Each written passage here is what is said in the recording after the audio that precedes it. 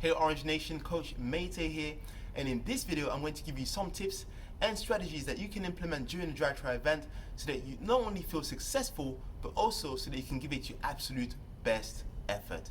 I'll also be showing you all of the exercises with the correct form so you know exactly what to expect and you know what we expect so that you don't have to redo any of the repetitions. So we'll be watching you, keep an eye out to make sure that there is conformity, that everybody is performing the reps exactly in the same way.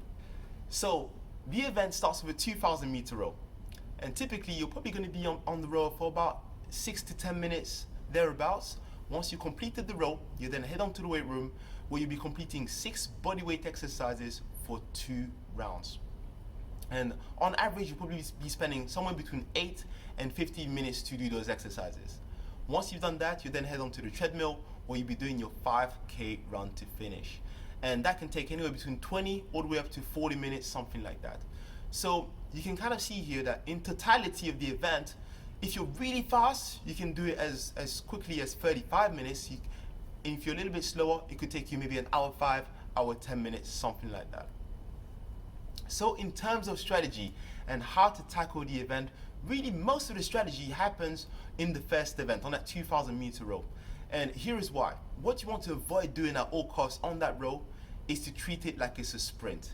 It is the furthest thing away from a sprint. It is not a sprinting type of event. You really want to take your time on that row and save your energy for the weight room and for the treadmill. And the reason for that is, let's say for example, that your goal is to complete the row in 7 minutes. But to complete the row in 7 minutes is going to be so taxing and so demanding that once you complete the row, not only first of all, you'll have to take probably another 30 seconds to a minute to just recover from that row. So you'll finish the row and you'll just sit there and wait 30 seconds to a minute, just trying to recover. So already you've wasted 30 seconds to a minute because you've been too aggressive on the rower. That's the first thing.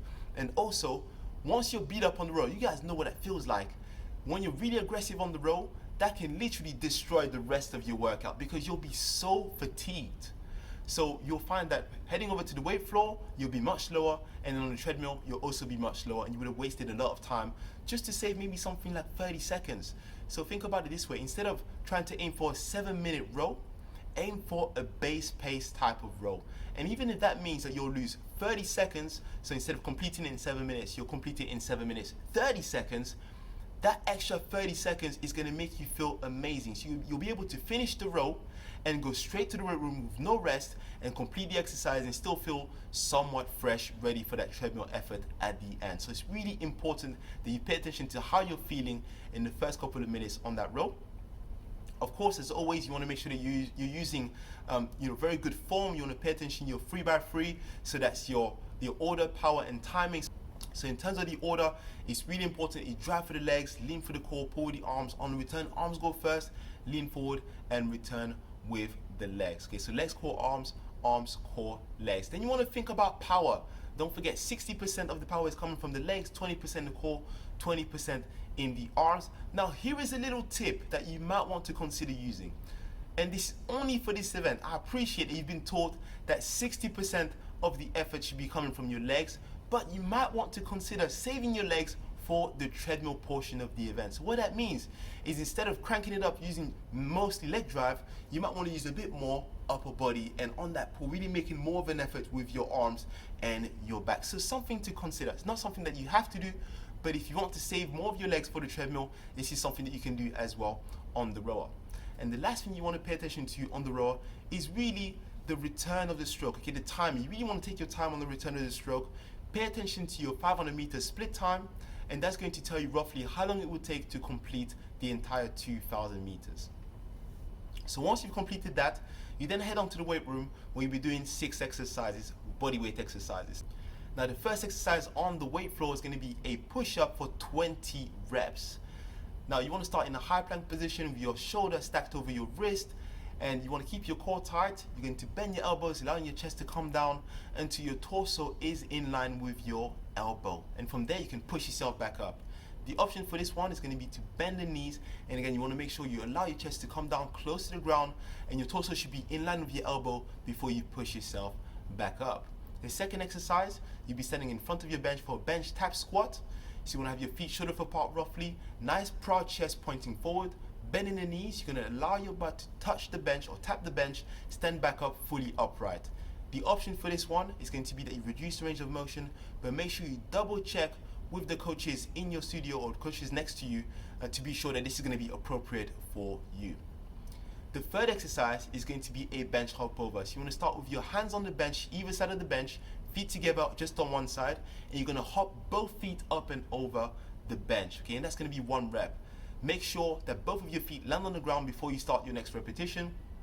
The option for this is that you start with just leading with 1 foot, land to the ground, and then the other foot follows. But again, you want to make sure that both feet land on the ground on the same side before you initiate the next rep.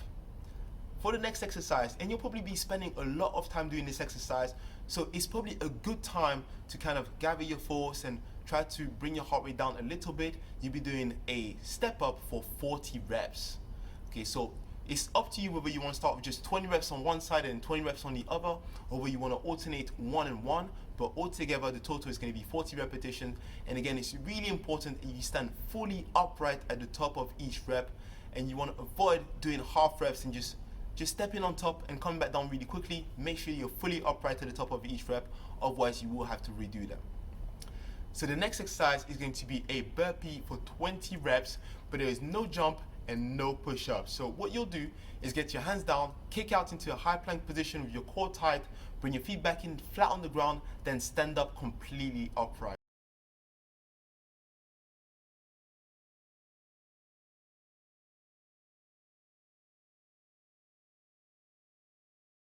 Okay, so it's really important that you stand fully upright, and you want to avoid just standing halfway and then coming straight back down. Make sure you're fully upright to complete each rep. Once you've done that, you're going to finish off with a plank jack. So you're going to start on your forearms in a low plank position with your feet together. You're going to kick your feet out to the side, jump your feet out to the side, and bring them back in. The option for this one is to tap each foot side to side instead of jumping your feet out to the side. So once you've completed that portion of the event, you'll then finish off on a treadmill for your 5K run. And with that, there's different ways that you can attack it.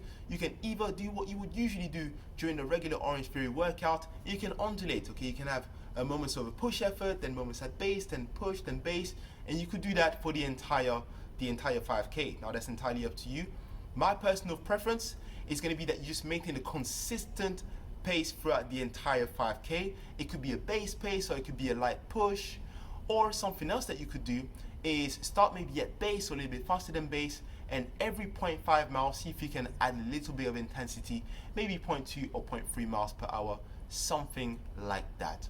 Okay, but again, we're going to be with you every step of the way, making sure that you're motivated, making sure that you're able to complete all the reps to the highest standard. Looking forward to it. I'll see you on Saturday.